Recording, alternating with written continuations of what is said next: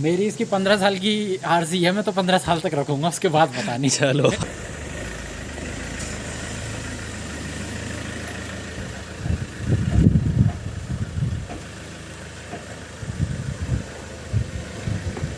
Hello दोस्तों, मेरा नाम है योगी डागर और कार्स रिव्यू की एक और वीडियो में आपका स्वागत है। और आज हम ओनर रिव्यू लेने वाले हैं स्कॉर्पियो S4 वेरिएंट है, आप इसका देख रहे हैं। तो आज इस गाड़ी को ओनर से आपको मिलवाते हैं और बातचीत कर देंगे क्यों ये ही और कितने की पड़ी, कैसा एक्सपीरियंस जा रहा है, कितनी चीज़ें बाहर से कराई हैं, मतलब ये सारी चीज़ें पूछेंगे। और अब ये वेरिएंट आपको नहीं मिलता है, एक बार दिखा देता हूँ मैं आपको। ये स्कॉर्पियो का S4 वेरिएंट है, स्कॉर्पियो S4।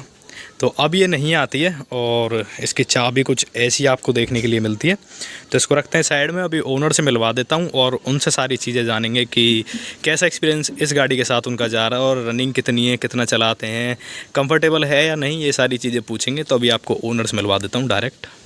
तो भाई अभी गाड़ी के ओनर से आपको मिलवा देता हूँ और उनसे डिस्कस करेंगे कि जो कुछ भी इस गाड़ी के साथ उनका एक्सपीरियंस जा रहा है। और अपना लॉकडाउन का टाइम चला हुआ है तो अपनी पर्सनल प्लॉट के अंदर खड़े हुए हैं, ऐसा नहीं है कहीं बाहर जा रहे हैं और अपनी घर की गाड़ी है। तो ये मत कहना कि मास्क नहीं लगा रखा और बाहर जाके वीडियो बना रहे हो, इस चीज़ पर प्लीज़ कमेंट मत करना। अपना सेफ्टी के साथ अपने घर के अंदर ही, कहीं बाहर नहीं गए।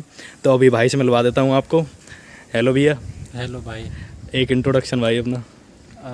मेरा नाम संजय चौधरी है और मैं आईटी इंजीनियर हूँ और मेरी नोएडा में जॉब है। अच्छा, तो भाई सीधा गाड़ी के ऊपर बात करते हैं कि ये ही क्यों, स्कॉर्पियो ही क्यों, और कब ली थी आपने?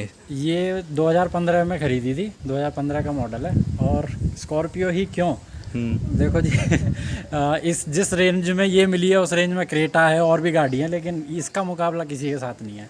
हॉर्स पावर तगड़ी है, गाड़ी में बैठोगे तो अपने आप ही लगता है कि हाँ एसयूवी के अंदर बैठे हुए हैं। हाँ बस एसयूवी में बैठे हुए। तो भाई उस टाइम कब ली थी आपने? 2015 में ली थी तभी, और करीब करीब अप्रैल में ली थी। कितने की पड़ी थी उस टाइम पे? उस टाइम पे ये एक्स शोरूम प्राइस, अगर मैं गलत नहीं तो 10.5 था, सब कुछ मिला के, इंश्योरेंस और ये सब पूरा करके 10.5 की पड़ी थी। तो भाई उस टाइम स्कॉर्पियो का जो डिलीवरी एक्सपीरियंस रहता था वो कैसा रहता था? वो लोग तो सारा काम खुद ही कर देते हैं। मैं वहाँ था भी नहीं, मैं पुणे में था, कागज़ भेज दिए थे उन्होंने सब कुछ करके और बस बोला जी अपनी गाड़ी की डिलीवरी ले जाओ। तो भाई मैं आपको एक चीज़ बता दूं, भैया की जो जॉब है फ़िलहाल वो पुणे रहते हैं और पुणे से फ़िलहाल ये गाड़ी लेके आए हैं अपने यहाँ पे और काफ़ी ज़्यादा चक्कर ये लगा चुके हैं। मतलब कोई ट्रिप भी होता है गोवा का, कहीं का भी, कैसा भी, अपना गाड़ी से प्रेफर करते हैं, फ़्लाइट वगैरह यूज़ नहीं करते हैं। तो भैया आप मतलब शौकीन हो? शौकीन क्या, अभी जब से नए टायर डले हैं ये कम से कम 7 से 8 हज़ार किलोमीटर चल गई है। 1550 किलोमीटर चली पुणे से दिल्ली और 850 किलोमीटर चली पुणे से गोवा आना जाना। टोटल कितना चला चुके हैं आप इसे? टोटल ये अभी शायद 48,000 हो गई होगी। मतलब इतने टाइम में आपने सिर्फ 48,000 किलोमीटर चलाई है? हाँ, क्योंकि ये बीच में मेरे पास नहीं रही थी, ये घर पे रहती थी, फिर जब से मेरे पास रही है तब से मैं इसे खूब घिस रहा हूँ मतलब एक्सपीरियंस आपका सही जा रहा है? अरे ये इससे बढ़िया कुछ नहीं है, मैं तो इसे नहीं बेचने वाला कभी भी। चलो भाई, मतलब आप इस चीज़ से तो सेटिस्फाइड हो कि आपकी कार आपके पास जो है वो जेन्युइन है। ये बहुत अच्छी गाड़ी है, मतलब 2-3 चीज़ें हैं जो बहुत अच्छी लगती हैं। पहला, जब आप इसकी सीट पे बैठोगे ना तो बाकी गाड़ियाँ जितनी हैचबैक हैं या एसयूवीज़ हैं उनमें आपकी विजिबिलिटी उतनी नहीं बनती जितनी इसकी बनती है। हाँ ये तो है भाई। एक दूसरा, जो इसके शॉकर्स हैं, ये शायद किसी ने देखा भी हो अगर स्कॉर्पियो चलाई हो तो, मतलब थोड़ी सी धचकी भी ना पूरी यूं ही होती है आराम से। बॉडी रोल तो है एसयूवी के अंदर। तो इसके शॉकर्स बहुत स्ट्रॉन्ग है। और बाकी ऑल टेरेन गाड़ी है, कहीं भी यूज़ करो, कहीं भी ले जाओ, गड्ढे फड्डे सब जगह बढ़िया। अब तक आपने भाई लंबे से लंबा ट्रिप कितना किया है इस गाड़ी से? 1550 किलोमीटर जो अभी किया है, पुणे से दिल्ली। पुणे से दिल्ली 2 दिन के अंदर पूरा। कैसा रहा भाई एक्सपीरियंस, कैसा रहा? इसने नहीं कहीं भी धोखा दिया, लगातार 12-14 घंटे चलाई है मैंने ये भाई। बीच में कोई आधा घंटे का ग्रैप बस। भाई स्कॉर्पियो अपने आप में ही एक ब्रांड है, अपने आप में नाम है, महिंद्रा का बहुत ज़्यादा सुपीरियर प्रोडक्ट है। और अभी जब ब्लैक कलर में आई थी तो भाई इसने तहलका ही मचा दिया था, S11 वेरिएंट जब इसका आया था। और अभी नई जनरेशन भी आने वाली है, तो भाई इसकी जो नई जनरेशन आने वाली है आपने काफ़ी पहले ले ली थी, तो है कुछ प्लान कि हाँ भाई अपग्रेड किया जाए? मेरे को तो पता नहीं, यही बहुत पसंद है। नई वाली अभी तक देखी नहीं है, बट हाँ वही है कि ज़्यादा चेंज उन्होंने किए नहीं है। हाँ, प्राइस में चेंज है, प्लस उसमें इंजन B6 है, इसका BS4 है। अच्छा, मतलब मैं उसकी कह रहा हूँ जैसे आती है वो फेसलिफ्ट वगैरह जो भी है, नई जनरेशन आती है, तो आपका प्लान है कि भाई अपग्रेड किया जाए, चेंज किया जाए? अच्छी लगेगी तो ऑफकोर्स लेंगे, बाकी इससे बढ़िया मुझे अभी तक तो कुछ लगी नहीं है। मैंने क्रेटा भी चला ली है, मैंने अभी कुछ समय पहले हैरियर भी चलाई थी एक दोस्त की, मज़ा नहीं आया। हैरियर में तो ऐसे आवाज़ आती है जैसे वो थोड़ा सा बोलते ना कि इंजन का साउंड अंदर तक आता है। आज केबिन इसका नॉइज नहीं ज़्यादा है आता। उसके अंदर। इसका नहीं आता, केबिन में साउंड नहीं आएगा। अगर आपने शीशे बंद किए हैं तो ये बिल्कुल ऐसे चलती है, स्मूथ और शांत। बिल्कुल। तो भाई एक बार आपको प्रोफाइल दिखा देता हूँ गाड़ी की। ये भाई आपने बाहर से भी कुछ काम कराया इसके अंदर? हाँ, क्योंकि ये S4 मॉडल है तो ये बेस मॉडल में आती है जनरली। इससे नीचे S3 है बस। तो इसमें पेंट का काम सारा जो भी, जिससे कि ये लगे थोड़ी अच्छी वाली, तो रूफ रेलिंग, वाइजर, ये सारी चीज़ें इसमें डलवाई थी। तो करीब करीब करोल बाग में 15,000 के करीब खर्चा इसका हुआ था। दिल्ली करोल बाग दिल्ली में। करोल तो भाई मैं आपको गिनवा देता हूँ क्या क्या चीज़ें चेंज हुई हैं। ये इसके अंदर लगी है, ये बम्पर जो है फुल ब्लैक आता है बेस वेरिएंट में, ये पेंट कराया हुआ है। फॉग लैंप्स लगे हुए हैं इसके अंदर। और अपना ये पूरी जो साइड क्लैडिंग आप देख रहे हो पेंट कराई हुई है। ORVMs अपने पेंट कराए हुए हैं। ये डोर हैंडल्स भी, और ये इसका प्लेट्स इसके अंदर डली हैं। और ये मैटिंग जो आप देख रहे हो ये भी हुई है। और पीछे की साइड से दिखा देता हूँ एक बार। पीछे की साइड से इसका अपना ये स्टॉप लैंप वाला लगा हुआ है स्पॉइलर। रूफ रिल्स लगी हुई हैं। और पीछे की साइड से ऐसा कुछ खास इसके अंदर हुआ नहीं है, बाकी ये फ्लोरिंग वगैरह ही हुई है। तो अभी अंदर बैठते हैं, क्योंकि यार बारिश आनी स्टार्ट होगी। अंदर बैठते हैं और अंदर बाकी सारी चीज़ों की बातचीत करते हैं। तो एक बार आपको किलोमीटर दिखा देता हूँ कितनी चली हुई है। 46,882 किलोमीटर चली हुई है। तो भैया अभी केबिन के बारे में बातचीत कर लेते हैं। इतना आप इसे चला चुके हो, अंदर केबिन के अंदर कोई नॉइस नहीं आती है? रेटलिंग नॉइस आती हो? नहीं नहीं, कैसी नॉइस? अब तक तो मैंने कोई नॉइस फील नहीं करी है। और मेन चीज़ है, जैसे मेरी हाइट 6 फीट है, आप देख लो भाई, मैं बैठा हूँ ना तो इतना गैप रहता है हमेशा घुटने में। और अभी तो मैं इसको ऐसे पीछे करूँगा तो देखो इतना गैप है।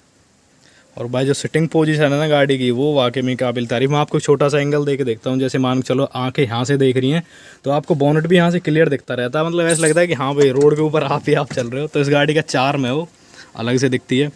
ट्रक वगैरह की लाइट भी नहीं पड़ती आंख पे, इतनी हाइट आपकी है इसमें बैठने के बाद। चलो भाई ये भी सही है। मतलब भाई छोटी छोटी चीज़ें जैसे इस गाड़ी के बारे में इनोइंग लगती हैं, वो जैसे कि इसका एक तो डैशबोर्ड शुरू होते ही ख़त्म हो जाता है बिल्कुल। और ये छोटी छोटी चीज़ें यहाँ पे जैसे कि पावर विंडोज़ की यहाँ पे नहीं दी हुई हैं, वहाँ पे दी हुई हैं बीच में है, सेंटर ड्राइवर के पास है। ये चीज़ें आपको मतलब डिस्टर्ब नहीं करती हैं? मेरे को तो अच्छा इसलिए लगता है ताकि मैं कंट्रोल कर सकता हूँ बाकियों को कि भाई कौन सी खोलनी है कौन सी बंद करनी है। क्योंकि इसका अगर आप सभी में दे दोगे तो मेन प्रॉब्लम यह है कि जब आप अकेले ड्राइव करते हो तो आपको हर एक को जा जाके ऐसे करना पड़ेगा बंद करने के लिए। जब यहाँ पर है तो मेरे पास पूरा का पूरा कंट्रोल है। ये बेस वेरिएंट के तरह के उतार रहे हो आपकी? हाँ, बाकी नहीं तो जो अपना टॉप मॉडल होता है उसमें तो चारों विंडोज के कंट्रोल, चारों में भी होता है और सेंटर में भी होता है उसमें ये वाला डिफरेंस। और डैशबोर्ड के बारे में भाई मतलब ये तो शुरू होते ही खत्म हो जाता है, बिल्कुल छोटा सा ही है डैशबोर्ड। जहाँ तक मैंने सबसे पहला मॉडल जो देखा है ना, उसमें ये जो शीशे का एंगल है वो बहुत डिफरेंट है, तो वो थोड़ी सी अच्छी लगती थी। बट स्टिल डैशबोर्ड जैसा है ये नए जमाने के हिसाब से तो बढ़िया है, मुझे ज्यादा दिक्कत है नहीं। आप सेटिस्फाइड हो इस चीज से? सेटिस्फाइड हूँ। और ये म्यूजिक सिस्टम आपने लगवाया था किसी के अंदर लगा हुआ है? नहीं, ये हमने लगवा रखा अलग से है। ये पापा ने लगवाया था, जब लगवाया था सोनी का है। आप मतलब भाई चलाने के शौकीन हो, आपको ऐसा कोई फीचर्स वाइज से कोई ज़्यादा दिक्कत वाली बात नहीं है, मतलब आप गाड़ी के मज़े ज़्यादा लेते हो? नहीं, इसमें ऐसा है कि म्यूजिक सिस्टम जो है अभी मैंने सोचा भी है। चक्कर क्या है कि जो ये मॉडल आता है इसमें ये डोर जो हैं आपके ये गत्ते के होते हैं, तो अगर आप इस पे स्पीकर लगाओगे तो आपकी गाड़ी बजेगी ज्यादा। हाँ, कुछ समय बाद वो खत्म हो जाती है, फिर वाइब्रेशन ज्यादा होती है। इसीलिए नहीं लगवाए, इसीलिए पीछे इसमें बॉक्स लगवाए 2 छोटे छोटे। बाकी जब जरूरत होगी, जब लगेगा कि हाँ इसको और अच्छा करना है तो कर सकते हैं। इन्वेस्टमेंट आपके ऊपर है, कितना भी कर लो। ये तो है भाई, कितना ही पैसा खर्च कर लो। और ये गाड़ी तो मतलब आप कह सकते हो कि इसको जो लेता है ना तो उसको बेशक से टॉप मॉडल ले ले, उसके बाद 1.5-2 लाख का खर्चा अपना कन्फर्म है, अपना टायर वगैरह चेंज कराने का। तो भाई टायर्स के बारे में नहीं सोचा आपने कि अभी स्टील व्हील ही है इनके अंदर?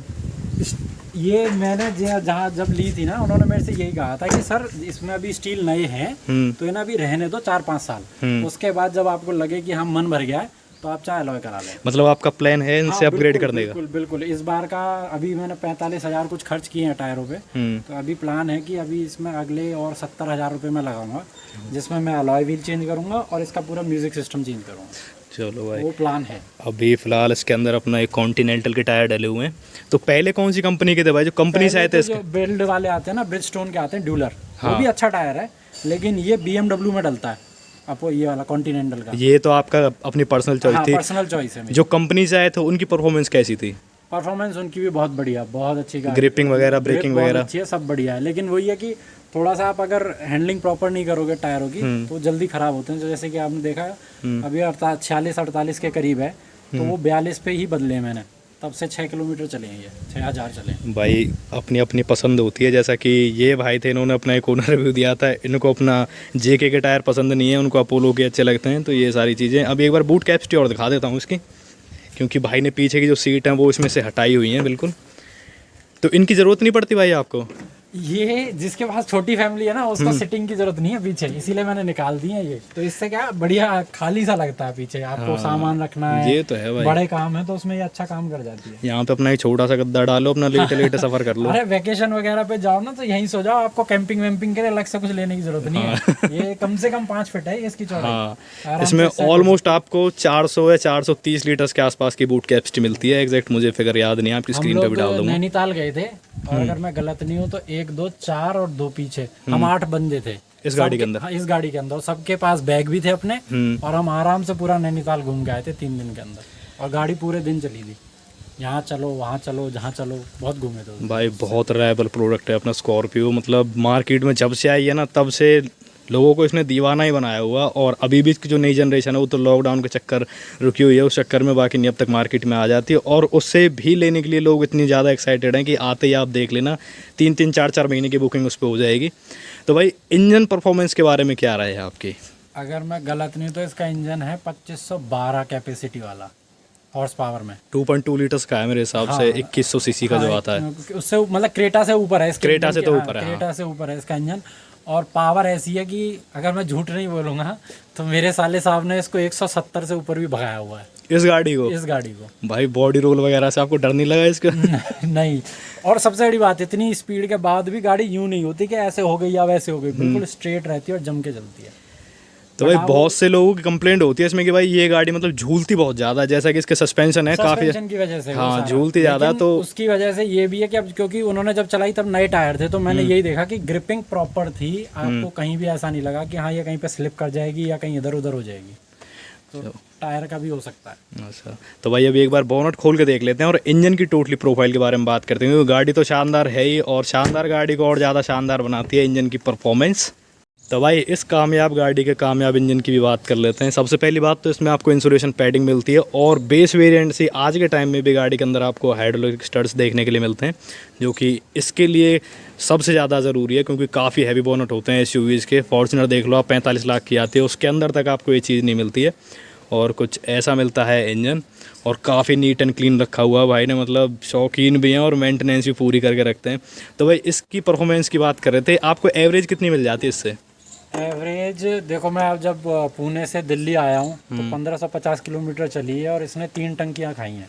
तो कहने का मतलब एक बार में टंकी कितने की फुल होती है? मैं करीब 40 से 45 लीटर जाता है। तो करीब अगर मैं गलत नहीं तो आपको उस पूरे रूट में मेरी एवरेज इसकी 14-15 रही है, और विद इन सिटी आपको 12-13 दे देती है। और मतलब आपकी मैक्सिमम स्पीड कितनी थी जो कंटिन्यूस स्पीड थी? कंटिन्यूस स्पीड 100 प्लस ही रही है, क्योंकि काफ़ी लंबा रूट था, तो हमें ये था कि दिन में 600 किलोमीटर कवर करना ही करना है।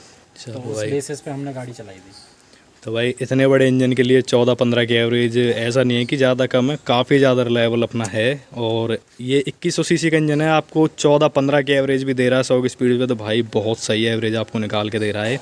तो अभी बंद कर दो भाई आप इसे। तो भाई आपने सारी चीज़ें बता दी, जो काम आपने इसमें बाहर से कराया है, कैसा एक्सपीरियंस आपके साथ जा रहा है, बिल्ड क्वालिटी वाइज जो कुछ भी है।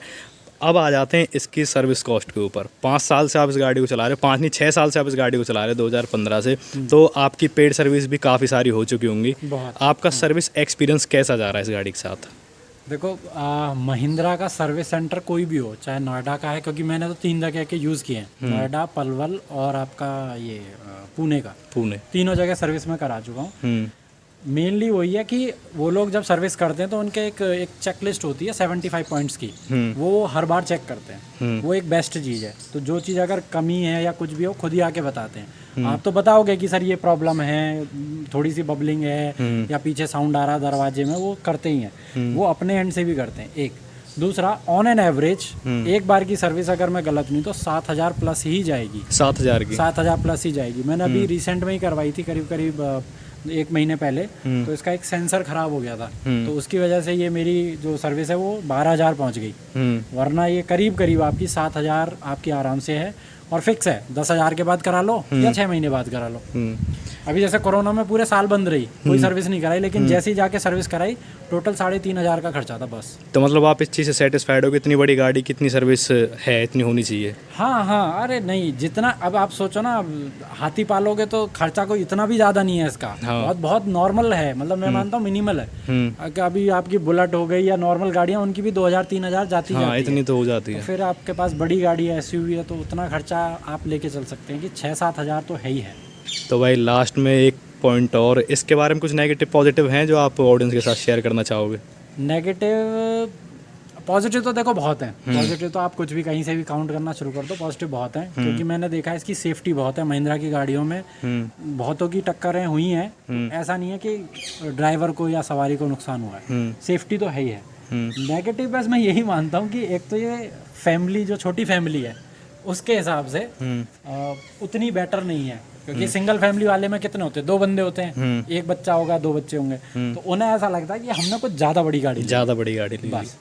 बाकी जिनके पास अच्छी खासी फैमिली है, जैसे कि घर में चाचा चाची हैं, दादा दादी वगैरह, जो जॉइंट फैमिली जिसे बोलते हैं, उन लोगों के लिए बेस्ट है, दी बेस्ट है। खर्चे में भी, नॉर्मल यूसेज में भी, और इवन नए ज़माने के लोग अगर शौकीन है ना अच्छी ऑल टेरेन में गाड़ी चलाने वाले, कि भैया नैनीताल भी जाना है, पुणे जाना है, घूमने जाना है, इससे बेस्ट नहीं है कुछ भी। बहुत बढ़िया गाड़ी, बहुत गजब। मतलब आप ओवरऑल सेटिस्फाइड हो गाड़ी से, हर चीज़ से? मेरी इसकी 15 साल की RC है, मैं तो 15 साल तक रखूँगा, उसके बाद पता नहीं। चलो भाई, सेटिस्फाइड होना रहे। तो भाई यही कुछ पॉइंट थे। अगर कुछ मिस हो गया हो तो आप कमेंट से पूछ सकते हो, भाई से कांटेक्ट करके मैं उनका ओनर रिव्यू आपके साथ शेयर कर दूंगा। अगर वीडियो अच्छी लगी हो तो लाइक ज़रूर करें, और चैनल पे पहली बार आए हैं और गाड़ियों के ऐसे ओनर रिव्यू देखने तो सब्सक्राइब ज़रूर करें। फिर मिलते हैं ऐसी किसी वीडियो में। Bye bye.